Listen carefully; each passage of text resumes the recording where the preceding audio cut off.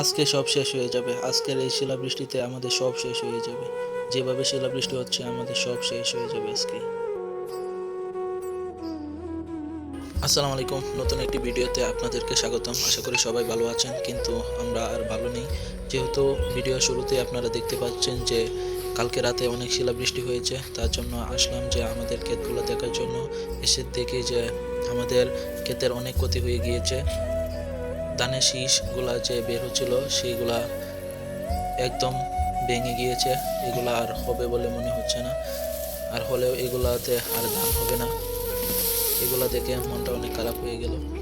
এই যে ক্ষেতের পাশে বসে রয়েছি, তো ওই দিক দিয়ে আরও অনেকগুলো ক্ষেত আছে, ওই ক্ষেতগুলো এখন দেখতে যাচ্ছি।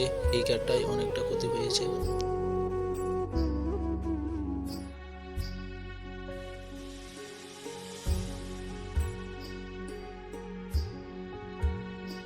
এই যে এই পাশে আরেকটা ক্ষেত আমাদের, তো এই ক্ষেতটাতেও এখন ধান ছাড়ছিল। তো এই ক্ষেতটাতেও প্রায় সেম অবস্থায় হয়েছে, যে ধানের যে শীষগুলা ছাড়ছিল তো সেইগুলা ভেঙে গিয়েছে মাঝখানে।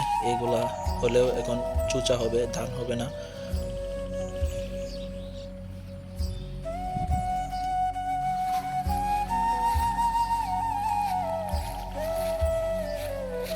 এখন যে বাকি ক্ষেতগুলো আছে সেইগুলা দেখতে যাচ্ছি, ওইগুলার কি অবস্থা আছে।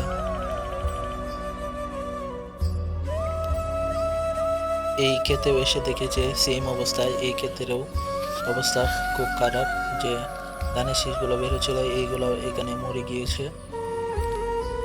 এগুলাতে আর ধান হবে বলে মনে হচ্ছে না। যদি ধানও হয় তাহলে এইগুলাতে চুচা বলে এটাকে আমাদের বাসায়, তো এই চুচাই বেশি হবে, ওগুলোর মধ্যে ধান থাকে না। সবগুলা একই অবস্থা।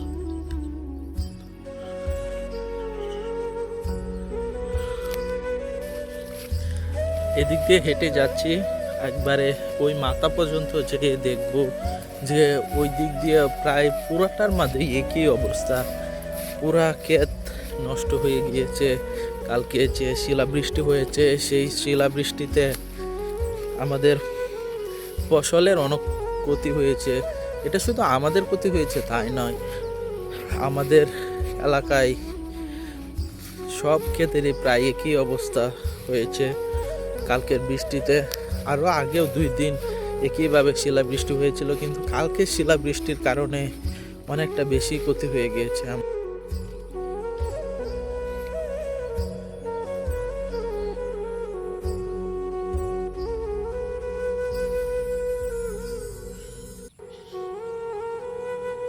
পুরাটা জুড়ে একই অবস্থা। এখন আসলাম কালপাড়ে, এখানে এসে দেখি যে সবাই মাছ ধরছে। যেহেতু নতুন পানি এসেছে বৃষ্টির, তার জন্য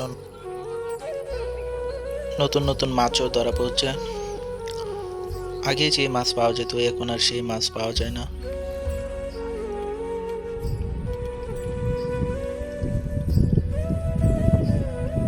এখন একটা আমি টান দেওয়ার জন্য অপেক্ষা করছি। এই যে এখন জালটা উঠাচ্ছে, দেখতে পাচ্ছি যে 1-2টা করে মাছ উঠছে।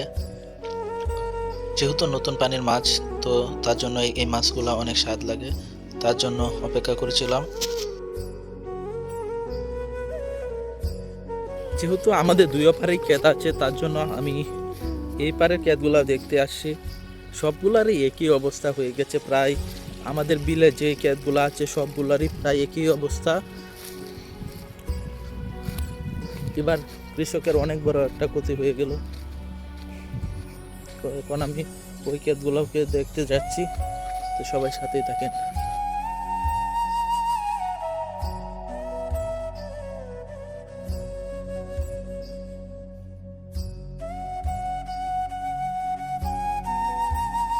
গুলোতে আগে অনেক প্রচুর মাছ পাওয়া যেত, কিন্তু এখন আর আগের মতো মাছ পাওয়া যায় না।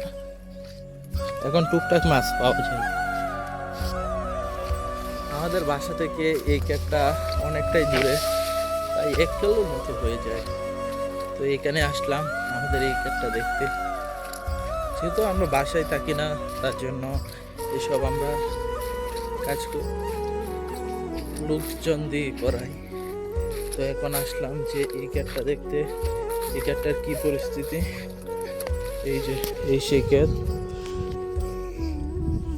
এটা তো অনেকটা ক্ষতি হয়েছে, কিন্তু এইটাতে ধানের শীষ না ছাড়ার কারণে তার জন্য এটাতে একটু ক্ষতিটা কম হয়েছে বলে মনে হচ্ছে।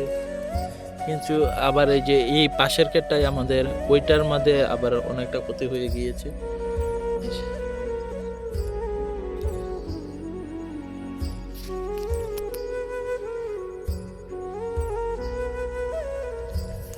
চারিদিকে সবুজের সমারোহ, কিন্তু এবার কৃষকের সেই দেখেন চারিদিক দিয়ে শুধু সবুজ আর সবুজ, কিন্তু কৃষকের মুখে আর সেই হাসিটা আর তাদের মধ্যে নেই। এবার যে ফসল গড়ে তুলতে পারবে তারও কোনো নিশ্চয়তা নেই। এবার বর্ষা শুরু হওয়ার আগে থেকেই অনেক বৃষ্টি হচ্ছে, বিশেষ করে বৃষ্টিটাও অনেকটা ফ্যাক্ট না, কিন্তু শিলাবৃষ্টিটা যে আছে, তো শিলাবৃষ্টিটার কারণে মূলত কৃষকের এই ক্ষতিটা হয়েছে।